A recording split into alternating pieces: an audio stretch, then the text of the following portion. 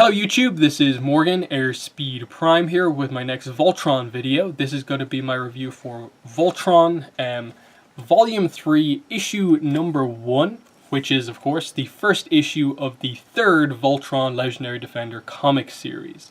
So this issue 1 is out today in comic book stores. I believe it's also available digitally from like Comixology and so on. Yeah, so I think it's going to be monthly, probably 5 or 6 issues. I don't know exactly right now, but that's the way the previous 2 series have gone. So for anyone unaware, we have had 2 previous series, that's why this is Volume 3. The other 2 have been collected in trade paperback, so this is the first series all together, all of the issues together, and that's pretty cool. There is the second one, which has also been fully collected at this point. This is Volume 2, The Pilgrimage, as you can see here. And yeah, in terms of quality, I think the first series was a little better than the second series, but both were enjoyable in their own way. I think they're definitely above average for what you'd expect from a kind of tie-in comic, which usually they never really do all that much. I think Avatar and Korra is probably like the best example of like very good tie-in comics. And what we have here are solid little stories that I think serve the main purpose of allowing you to get more fight scenes. I think that's definitely the main thing that you get out of this series, more so than anything else, in that you get these moments where you really get to see Voltron fight these giant monsters much more often on these kind of more less plot heavy, less character focused sort of journeys that they go on, and you get a lot of really cool pieces of art across the series, like huge double-page spreads of Voltron and crazy monsters and stuff like that happening. See, like there's a crazy like dragon thing from this issue. Do we have another one that's quite good? Yeah, very cool, like Sphinx kind of mech type thing here. That's what you get here. You kind of get your classic Voltron / Power Rangers giant monster of the week, more so in this than we've got in a lot of the episodes of the show so far. Now, ultimately, I think the show is better because it's more plot focused, more character focused. But I've noticed some people who are more familiar with like the other iterations of Voltron have sort of been missing out on maybe some of those kind of battles. Just we want Voltron to fight a bit more. This is what the comics are doing. So yeah, let's after that get into Volume 3. So where's this set? The first 2 series were set, the first one was set I think after episode 8 of season 1, and then the second volume was set after I think either episode 3 or 4 from season 2. So they were both very early on in the series. We skip ahead a good bit for this one, in that on the inside cover it says, this series story takes place in the Voltron universe between seasons 4 and 5. So this is basically, season 4 ended with them capturing Lotor, and season 5 started with them using information that Lotor has to strike pretty big blows against the Galra Empire. And that's kind of covered here, in that like we start season 5 with the fact that they've been using that information for a while, but are now going to use one of Lotor's bigger pieces of information. Here we sort of cover how they got to the point where, like, okay, we don't really trust Lotor, but we're going to have to use that information. This is what's covered in this issue to a degree. And it also is set up for what the rest of the issues are going to be about. So, in a way, like, issue 1 is sort of like this separate plot that sort of leads into the main plot that we're going to get to.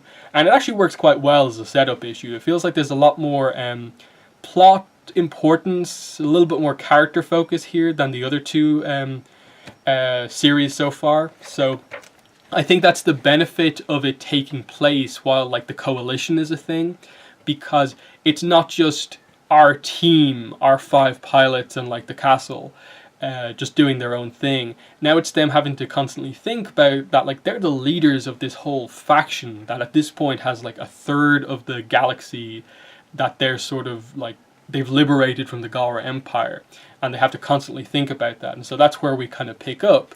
the Voltron is fighting on the ground on the planet Pinto Centos, and they're trying to get the Galra forces to retreat from the surface and basically flee off into space. But they want them to flee into their own territory. They want the Galra to go back to the territory that they came from. They don't want them to just do this really scattered retreat where they go off in every direction, because they want to make sure that they completely defend all of the territory that they've already liberated. Whereas it would be a really, really bad thing if they forced everyone to retreat from this planet, but the retreat headed to like a planet that they literally just liberated. Then they just have to switch the battlefield to there. So it's a very clever tactic here that Pidge is the one sort of organizing, that they have to make sure that all the ships retreat in a specific direction back into their own space. And we just get that's like the focus initially. Hunk points out while all of this is happening, probably not the best time to bring this up, but we wouldn't be in this situation if we were using the information we have. And information is bolded, it's underlined, and it's italicized as well, making a very important note in the comic that this information is very important, because Allura immediately follows up by saying that information is too dangerous to use. And obviously, at this point in time, they never say it in the issue, but I think it's so obvious what it is. This is the start of them thinking about using the information that Lotor is willing at this point as their prisoner to supply to them to take out key parts of the Galra Empire.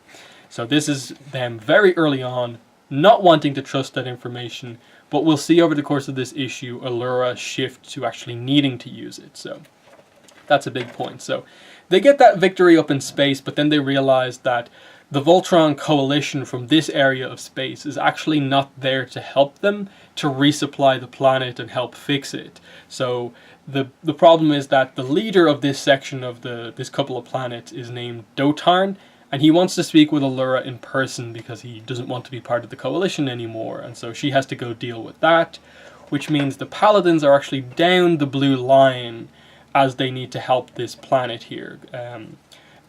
Pinto Centos, of course, which seems to be this planet of these kind of elephant-like creatures, or at least just this elephant character is the leader of the planet.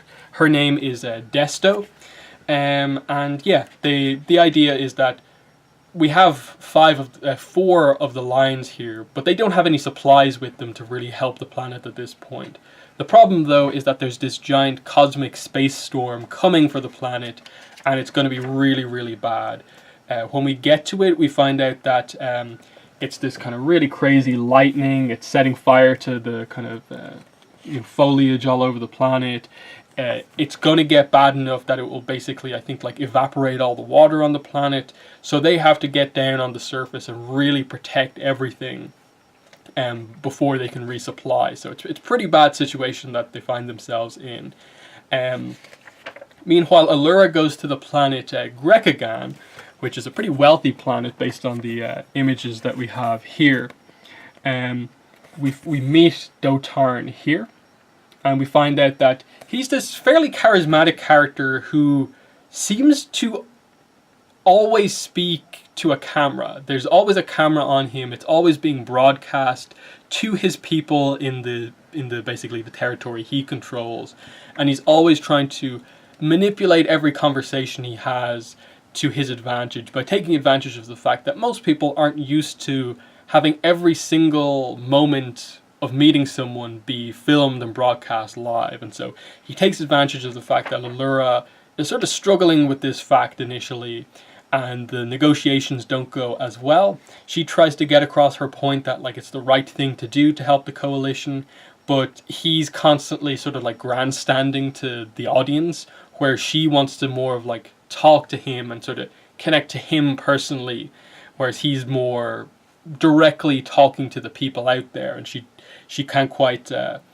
it takes her a while to adapt to the fact that she's on camera, and by the time she does, things haven't gone well, and she sort of said some stuff that has sort of turned things in his favor too much, basically. And we find out that the initial polls are basically saying that most people agree with Dotarn and they want to leave the coalition, and there's barely anyone who wants to actually, stay with the coalition. And so Allura's furious at this point. She sort of storms off. She's like, we'll help the people with or without you. And, you know, just the idea that things haven't gone particularly well. And it leads us to this pretty nice emotional page where Karan and Allura have a bit of a talk. And Alfor is obviously brought up here. Here is the page. It's pretty nice to see them talking, and they kind of hug at the end. This is kind of the core of like Allura's arc here, in terms of giving her the right perspective to have about how to, you know, get people on her side. She's kind of thinking that, like, that didn't go well, I sort of failed as a leader. My father would be so disappointed with me about this. I wish I could have got them to do what I wished them to do. And she's kind of leaning towards, like, should I have maybe, like, forced them to join me? Done something a little bit more aggressive to really get them on my side. But Karan is like, no, your father would be prouder of you for doing things the way you are doing them. He always led because his leadership came from the fact that he inspired people by being a good person, and that's how he got people on his side. And he points out that you've done this already, like how you inspired the coalition to take over a third of the universe from the Galra. And this is what really, I suppose, gets her on track to realizing what they need to do here. She says, inspire, that's it, we're going to help Pinto Santos, but we have to make a stop first. And obviously she's done something kind of off screen, which we find out about later on in the issue. While all of that's been happening, we find out that the Paladins are very much struggling to help the planet. Like, Lance is stopping the solar rays from doing too much damage. You know, Shiro and Pidge, I think, are trying to fight the fires on the ground. Hunk is trying to stop the landslide from damaging too much stuff, but they really need some help, and that they all kind of realize that actually Allura would be, with the ice, would be very, very helpful here. She kind of comes in at the last minute, because obviously the other stuff has happened kind of before this, with the blue line, and sort of helps things out, but it's still in a pretty bad situation. Voltron is ultimately what they need to fix a lot of what's happening here, to force the full retreat of the Galra, who've sort of come back for like a secondary attack. And we find out that Allura's big plan to like inspire more people to join them, to basically counter what Dotarn is doing, is that they've got the Bebobies out to film Voltron doing its thing, basically. And that will be their sort of counter broadcast to what Dotarn is saying. So we get Karan talking to one of the Bebobies here, kind of confirming that this is indeed what's happening. And this makes complete sense, because that was the entire part of like the Voltron show and so on. And really cool, we get one of our kind of classic, at least from the Voltron comic series, these single and sometimes double page spreads are always the best parts of the art. Really cool thing of seeing Voltron form here with all the fire and lightning in the background. And they quickly managed to, using the giant cannon and all the powers of Voltron, stop a lot of the damage that's actually happening here. The storm begins to subside, they force the Galra to retreat, and Voltron has done its job on the planet. But, you know, have they actually influenced the people around them? And it turns out that they have. The ships begin to come in, as we see here, and the coalition has come to help. And so we basically get a little bit of a montage of them helping to fix the city, the main city that we're in here of Pinto Santos, which is shown really, really interestingly here across these 4 panels, where like this is just one building, but they kind of split into the 4 sections, and they kind of show the kind of passage of time across here of like, this is it badly damaged, the time progresses, and by the time we have the next scene, everything is pretty much fixed. We see Allura talking to the leader here, as well as one of the coalition guys who's come in, and basically he says, we saw your broadcast, it did inspire us to help, and he just says that stupid guy Dotarn, he doesn't speak for everyone. And the leader thanks Allura for doing this, and we basically end with the idea of the setup for the rest of the series is going to be this. Allura knows that she now has to consider using that information, because that is going to be the key way to make a big strike against the Galra, and it's going to be one of the only ways that the Voltron Coalition can really progress, is by using this information properly. That they have to, I suppose, take some risks to make the biggest gains for the Coalition. And so that's what she said. Karan taught me that my father led through inspiration. He gave people hope. Which is why I've selected a target that will not only inspire our followers and silence our doubters, but will also strike the core of the Galra.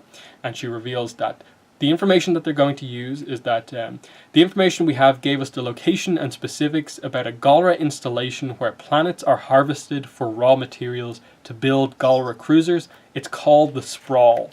And the final page of the issue is showing us what the Sprawl looks like. And she says, we're going to the Sprawl and we're going to free those planets. And this is what the Sprawl looks like. What an amazing final page to see this. It's really hard to get a sense of the scale, but the idea is that that's like a planet there. And you can sort of see that they're like boosters on the planets, and it's on all of them as well. And so this is a whole cluster of planets around what is some sort of facility, but also just looks like almost some sort of a giant creature the way it is. I'm not really sure what to make of it, but you can see sort of in the background that there are bits of tech in there as well. So it could just be some sort of quintessence kind of type thing where they harvest materials from all these planets. The scale is kind of so difficult to make out, but it's such an impressive just piece of art, the way it looks and the amount of detail in it. I assume they'll explain what exactly is going on here as the issues progress, but really thought-provoking image there to end this, that they're going to actually target a pretty notable thing for the Galra. And this makes sense, and I think makes this a worthy story to be told, because this is actually pretty impactful, that, you know, taking out one of the key, like, pathways for the Galra to like improve, and that is how they make their ships. If they take out the resources where they make the ships, that really is going to have a huge impact in the Galra. So if this works, this is a huge plan. This really improves the Coalition's chances, and obviously it's going to be interesting to see how this works. You know, are there still people on these planets? Do they get like killed in the process of this happening, and so on? Who's behind this? Do we get to see a commander? And because of where we are, like, are we going to see like Lotor's generals pop up? Some of these other characters kind of come in and out. There's a lot to think about here, and I think that the setup was very good. Allura had a pretty nice piece of character arc. It was fairly simple in that it was just, you know, reminding her to inspire people and not just kind of get lost in the, you know, do anything you can to get people's support. No, there's still the whole point of like they have to, you know, really show that they are doing things the right way, and Allura realizes that at the end. And the whole tease of like the information and it being Lotor's information is very, very interesting. And I'm wondering what the writer's intent was behind not actually revealing that it was Lotor's information at this point, because they're very careful to not mention that it's like his information. They just call it the information. So is it going to be something in like start of issue 2, we cut to Lotor explaining the information he's giving them, or will it be like an end of series thing where like some people will be aware from the beginning like I am, but maybe other readers will be like, wait, where is this information? What's going on here? And the reveal that it's Lotor's information and we're going straight into season 5 is like a big shocking reveal at the end of the issue, the series. I'm not exactly sure what that is, but it feels like they're planning to reveal that the information comes from Lotor at some point. So yeah, that's issue 1 of Voltron Legendary Defender, the 3rd comic series, out today. I enjoyed it. I think it definitely has the potential to be the best of them so far.